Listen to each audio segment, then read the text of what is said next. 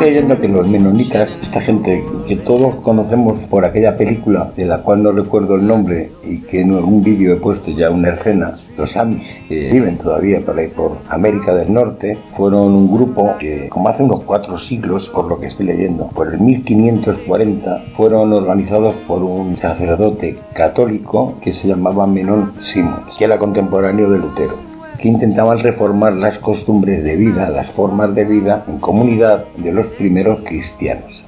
Bien, lo que pasa es que este tal Menón Simons le tocó ser contemporáneo de Lutero y esto hizo que el sacerdote Menón abandonara la Iglesia Católica, renunciara incluso a su ministerio como sacerdote católico y comenzara a formar colonias de fieles que empezaban a vivir de esta forma que estáis viendo. Una de las ideas clave era no aceptar la modernidad. Fijaros, 1540. Como empezaron a tener muchas presiones, incluso por parte de la Iglesia Católica, emigraron a Prusia, donde empezaron a establecerse como colonos agrícolas. Y cuando el gobierno prusiano trató que adoptaran los patrones culturales nacionales, ellos, como preferían conservar su propia forma de vida y sus propias creencias, pues no tuvieron más remedio que volver a emigrar. Y organizaron su éxodo por aquellos días a Canadá. Estamos hablando del año 1870. Todo esto es una información que estoy leyendo, yo no la conozco, claro. Y ahí estuvieron viviendo durante bastante tiempo sin problemas. Digamos, el gobierno dio una serie de concesiones para que ellos organizaran allí colonias sin que el gobierno canadiense se metiera en nada de lo que ellos allí hacían. Les garantizaron libertad para sus creencias religiosas e incluso autonomía para la organización comunitaria de sus propias granjas y de su forma de vida.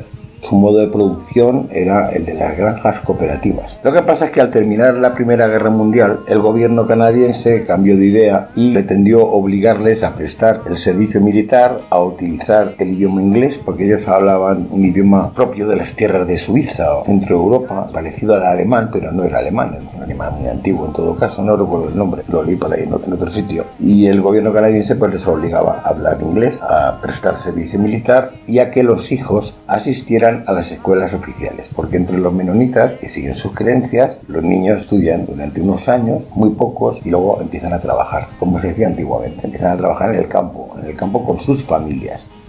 Y también tienen diferencias entre la educación que dan a los niños de la educación que le dan a las niñas. A las niñas, ya veis cómo visten, las educan para ser amas de casa, para ser buenas amas de casa y también dar en las labores del campo, en aquellas tareas que sean menos penosas. Una forma de vida que hoy estaría absolutamente prohibida aquí en países como España, Francia, es decir, toda la Unión Europea. Por lo pronto los niños tendrían que estar escolarizados obligatoriamente hasta la edad que el gobierno considerara oportuno. Si no, pues probablemente el Estado les quitaría a los hijos, aparte de multarles. La cuestión es que cuando el gobierno canadiense se puso duro, entonces ellos volvieron a emigrar. O sea, su táctica es donde les hacen su vida imposible, pues marcharse. Y se fueron a México y a Sudamérica. En México estuvieron un tiempo, a partir de 1991, pero también empezaron a estar incómodos pasado un tiempo, porque el gobierno mexicano también mentalidad la idea de obligarles a pasar por determinadas cosas, ¿no? Entonces marcharon a Argentina. Hoy sigue habiendo grupos de menonitas por todos estos países, porque no todos se fueron, algunos se quedaron, intentaron adaptar un poco, ¿no? Pero los más intransigentes, los más amantes de su valle, optaron por coger las maletas y marcharse a un sitio donde pudieran llevar una vida parecida, donde hubiera paisajes parecidos y sobre todo llevar a cabo sus explotaciones agrícolas. Entonces estuvieron en la Argentina, la zona de la Patagonia, de la Pampa, y allí aún siguen, aún todavía están, y es uno de los países del mundo donde los Amis, en este caso los menonitas, tienen menos problemas. El gobierno argentino hasta el momento está permitiendo vivir según sus costumbres, sus tradiciones. En Estados Unidos también quedan grupos, los Amis, se ven en esa película, pero cada vez son más fuertes las presiones por parte del Estado para que estas pequeñas islas no sirvan de referencia. Y sobre todo, cuanto más observan que nosotros, la gente normal, la gente que está aquí, nos fijamos en ellos, cuanto más visitas reciben, cuanto más interés hay por parte de la ciudadanía hacia estos grupos, todos se ponen más nerviosos y comienzan a hacer campañas contra ellos, ¿no? He llegado a ver algún titular de prensa en el que, no sé en qué país, exactamente un país sudamericano, les acusaban de causar una gran catástrofe o grandes catástrofes medioambientales, chorradas varias, ¿no? Que van generando una animadversión o por lo menos no tantas simpatías de estos grupos entre las personas normales, hasta que finalmente los gobiernos pues ya imponen realmente una serie de normas, coartándoles en su libertad y su autonomía de vida como grupos.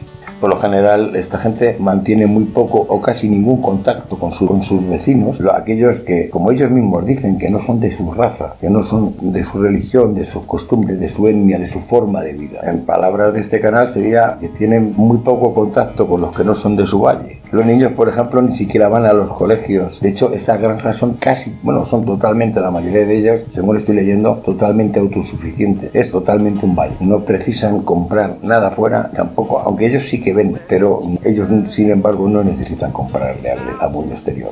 También es cierto que sus necesidades son muy pequeñas porque no utilizan luz eléctrica, naturalmente, ni coches con motor de explosión, se mueven en carros con caballos, no tienen agua corriente, lógicamente no tienen internet ni teléfono móvil, viven como si se tratara de una familias de colonos, no sé, de los tiempos de la película de La Casa de la Pradera, siglo XIX, siglo XVIII.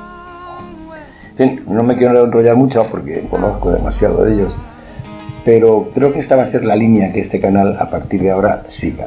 Es decir, ¿para qué andar fijándonos en países o en regímenes políticos que son vilipendiados por el mundo, que oficialmente ya han sido condenados por las Naciones Unidas o por la Unión Europea o cualquiera de estos organismos? ¿Para qué meternos más en líos? Hagamos, por lo menos yo voy a hacer eso, hagamos como los Amis, sigamos viviendo en nuestro valle con nuestras costumbres y si las cosas se ponen feas, emigremos. No de lugar, sino emigremos de otro valle, que es el valle de los Amis. I belong, West Virginia, Mountain Mama, take me home, country roads. I hear your voice in the morning now, she calls me. Radio reminds me of my home far away. And somehow I get the feeling like I should have been home yesterday. Yesterday, yesterday. These country roads take me home to the place I belong, West Virginia, Mountain Mama, take me home. The country roads, country roads, take me home to the place I belong, West Virginia, Mountain Mama, take me home, country roads, oh, and take me home, country roads.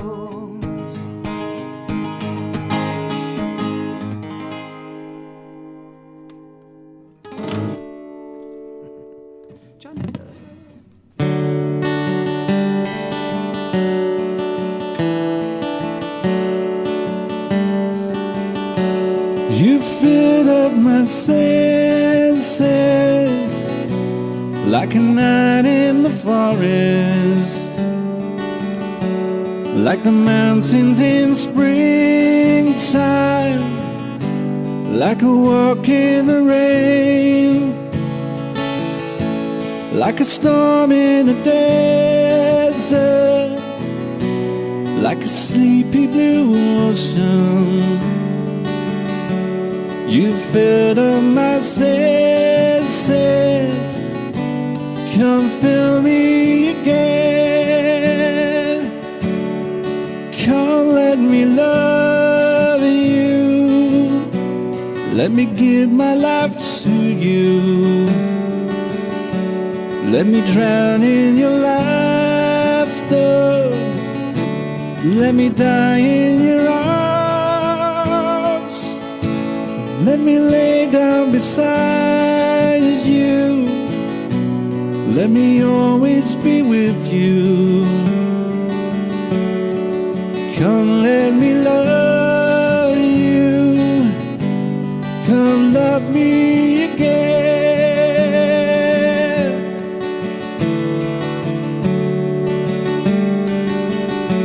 You filled up my senses like a night in the forest,